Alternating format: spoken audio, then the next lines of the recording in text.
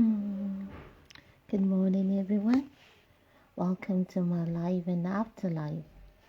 My name is Aitale Abiyamo.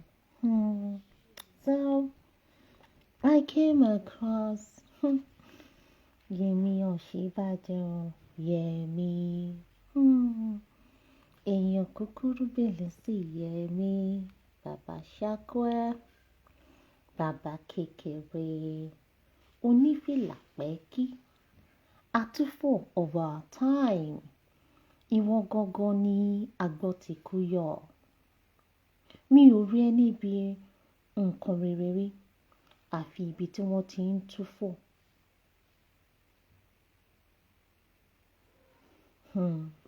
Aláṣọ dúdú.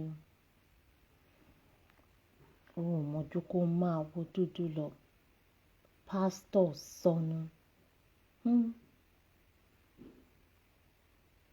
Àwa nànà síwájú bíi tọ̀ọ̀kan lé.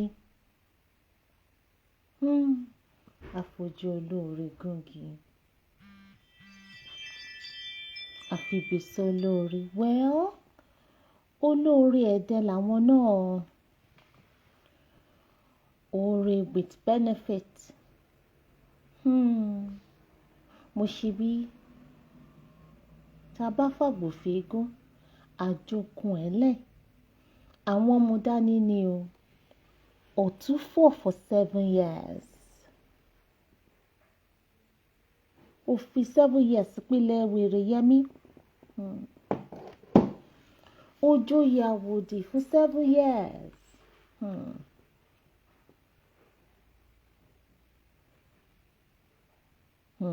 Ìlú ń bàjẹ́.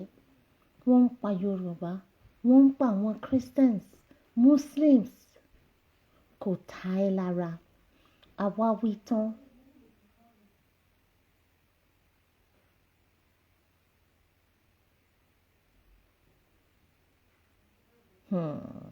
Yẹmí.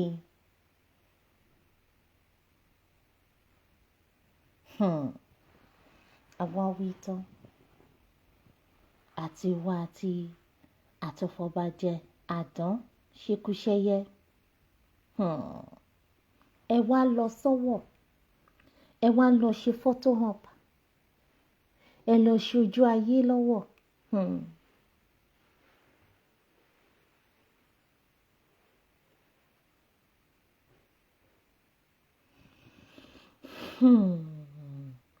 Well, a ti rí wíwá yín. Wíwá yín lọ́wọ́ kí ló ṣe? Àìwá yín kí ló dá? Ṣé ó jí gbogbo àwọn tó kú ni? Àbí kí ńlá? Àwa wí tán àdán Tinubu. Ó fún wọn lówó. Ẹ jọ̀ọ́, owó kí ni? Ṣé owó ẹ̀mí tó sọnù ni àbí kí ni? Ṣé owó gbà má bínú ni? Àbí kí ni?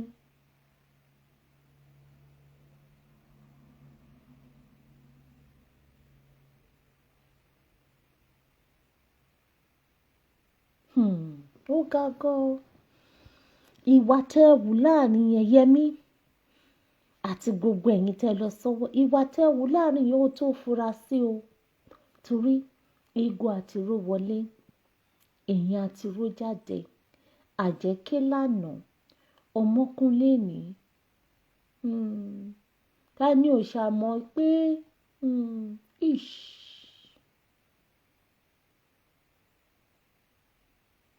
àìfàìmọ̀ kó má lọ jẹ́ pé ẹ fi ẹ̀jẹ̀ àwọn people ṣe nǹkan kan ni. Torí kí ìṣẹ̀lẹ̀ má ì tí ì ṣẹlẹ̀. Ẹ ti lọ síbẹ̀. Inú ẹ̀jẹ̀ wọn yẹn fresh ni gbogbo yín tẹ̀ mọ́lẹ̀ lọ. Ẹ ti ẹ̀jẹ̀ kó tutù. Ẹ wá padà, gbogbo yín ẹ padà lọ sí patí lálẹ́. Ẹ ń dọ̀wẹ̀kẹ̀ lẹ́yìn tẹ́ ẹ pa wọ́n tán.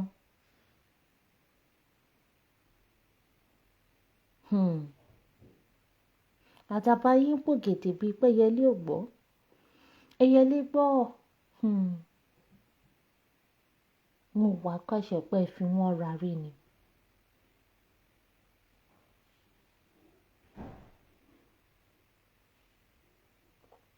Because incident ò ṣẹ̀ṣẹ̀ máa ṣe náà ẹ̀ẹ́dẹ̀ kì í lọ Yẹmí Atúfọ̀ gan kò ní í débẹ̀ gbogbo yẹn wá sáré lọ to your election. I mean ó ga o Yẹmí mo wà kọ́ṣọ́ pé fi wọ́n ra rí ni sẹ́ẹ̀.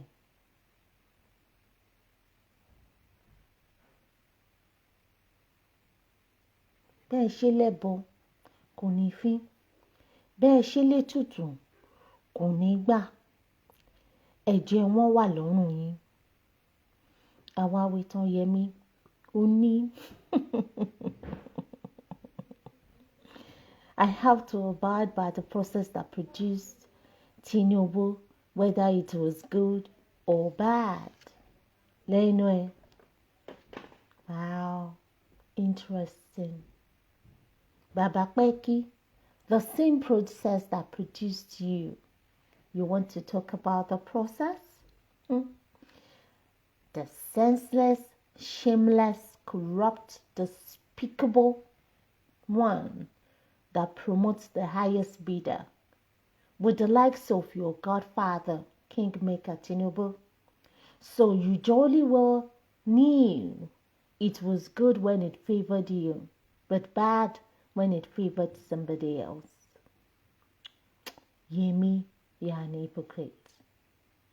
You're so hypocritical about that statement of yours.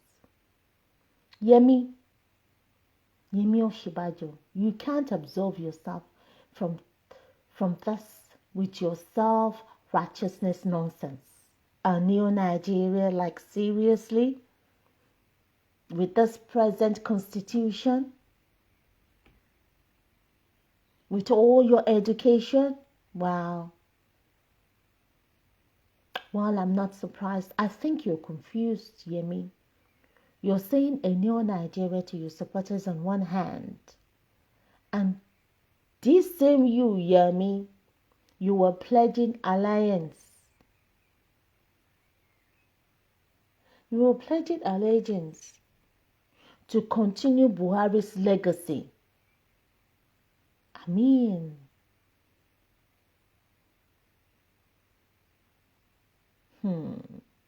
show wine one. You're speaking from both sides of your mouth. Oh, presidency who won now?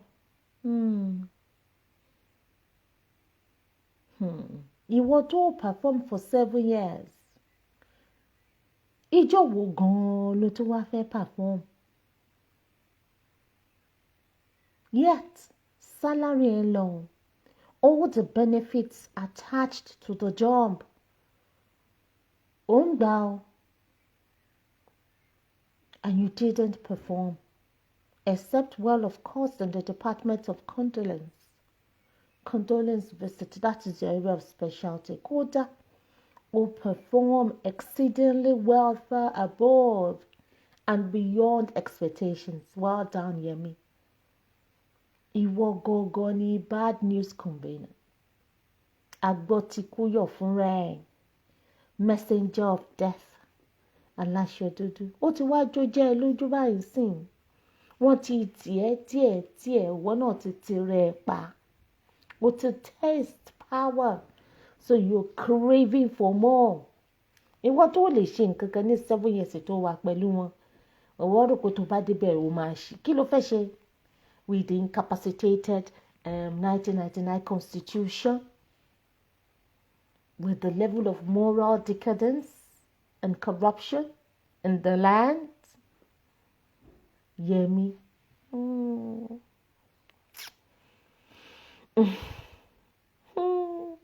Rabbi Yemi. Tó bá tẹ̀ tí wọ́n fẹ́ bẹ̀rẹ̀ sí ọwọ́ sọ, I serve you for 7. You serve who? Would that not serve? Because me already to serve. You only served yourself. You only served yourself. But Shoshamoki, the people that you met on your way up, you are coming down to come and meet them at the grassroots. The failed educational system, the failed healthcare system, the failed road networks. Kò sí ní mi ò rọjọ́ tó rìn tó encounter accidents rí. Isn't that supposed to tell you something? The insecurity don't consume the masses. Torí pé you want the high horse. Any security personnel, the military is there, everything is there, keeping you safe. Lálá tó wòkè, the law of gravity. Ó ti ń bọ̀ nílẹ̀ báyìí o. Gbogbo nǹkan tẹ́ kò tẹ́ ẹ̀ ṣe, you're gonna come and retire into it too. You too, you will taste it. Insecurity, you're gonna taste it. Lack of good health facilities, you're gonna taste it. Bad educational system. Got to support what you graduate. Maybe you have children. What you will taste it directly or indirectly. Go see kini kokon. Yemi. So you want to you pastor in quotes, holy in quotes. Maybe one of our delegates in $5,000. Before then, there was one package that you did that he gave them couple of thousands of naira. So, I mean, what do you mean by the process? You are part of the process. What kilo ti sono? Kini nkan to sono? I have to what? Let me look for it. Let me look for it. Kilo ti sono? Oni I have to abide. Oh, sheni abide. Oh, abide. Ló gbé Jésù sẹ́gbẹ̀ẹ́ kan, ló gbé pastoral whatever sẹ́gbẹ̀ẹ́ kan, ni wọ́n náà bẹ̀rẹ̀ sí ní máa bribe àwọn delegates. Oh, abide. That is the system tó gbé ẹ débẹ̀ nìyẹn now. And you've been part of the system for long. Since Bola Ahmed Tinubu has been the whatever of Lagos State, you were right solidly behind him. Ẹjọ́ ń pa ẹjọ́ ń kún ni. Ẹjọ́ ń ṣí ẹ ni. So what system are you talking about? You are not trying to paint. Man finu wa. Yemi. Ma finu wa wa gomo je. So you have to abide. So you are trying to. So you were held at gunpoint in the year. On painting picture in the year. They forced you. But think about one big gift vice president wa. Han pankan. Rántí the process nígbà yẹn. Rántí whether it was good or bad, but because it was good, favor, keep quiet. Welcome to the grassroots. Welcome to Ground Zero. You will come and meet there are people there. People in the villages that are being killed by herdsmen, that are being killed by ISWAP, whatever it is. You will come back. You are not from Abuja now. You will still come back to Yoruba land. Come and continue your condolence ministry. Come and continue. Agbotikuyo.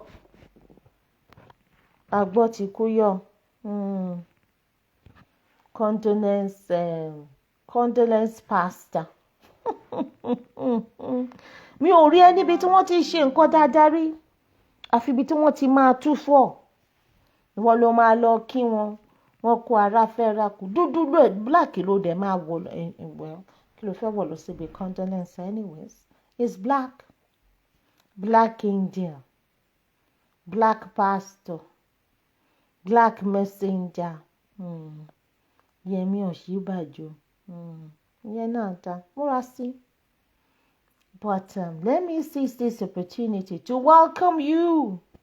Oh my, come back. Jẹ́bi tó bá o ṣáà máa kúrò lọ́fíìsì.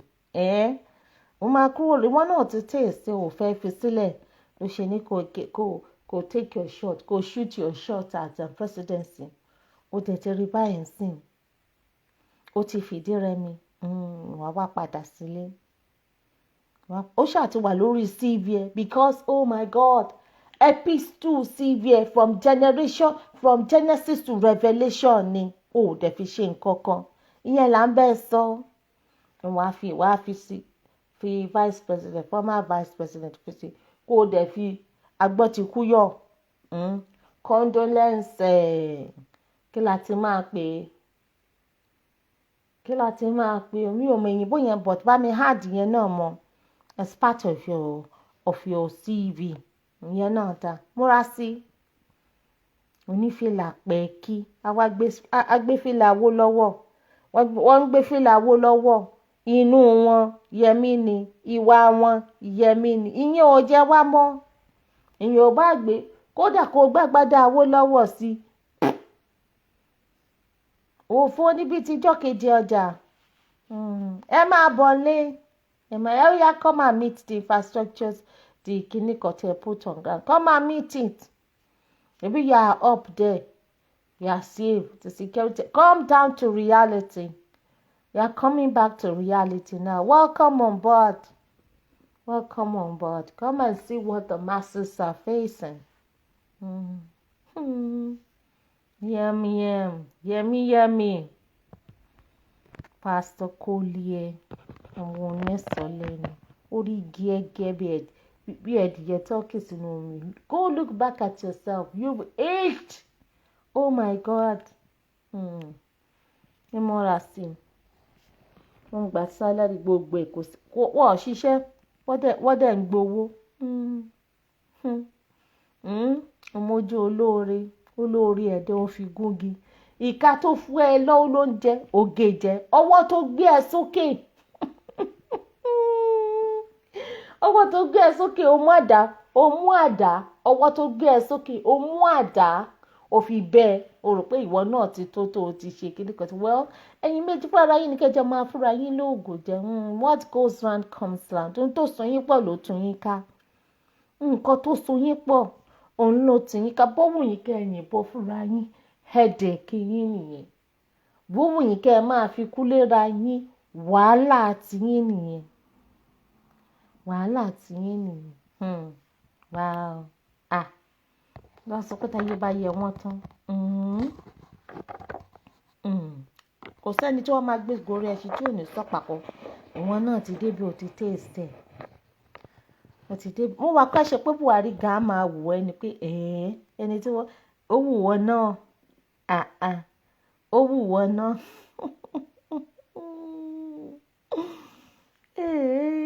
Ó ti ẹ̀dá tí gbogbo yín fi lógo yín hàn. Tẹ́ ẹ ṣe òtún kọlọ yín. You've gotten your place in history. So, either good or bad, the process. Múra sí Yẹmí agbọ́tikúyọ̀ àtúfọ̀ of our time. Condolence minister. Múra sí. Thanks for listening to me. This is just my own take on Yemi Osinbajo's ranting on the process that produced Tinubu. I mean, that's like a slap because the same Tinubu produced you. So, make it make sense, Yemi. Make it make sense. So, on that note, thanks for listening to me. Life to my life and after life. My name is Aitale Abiamu. Bye.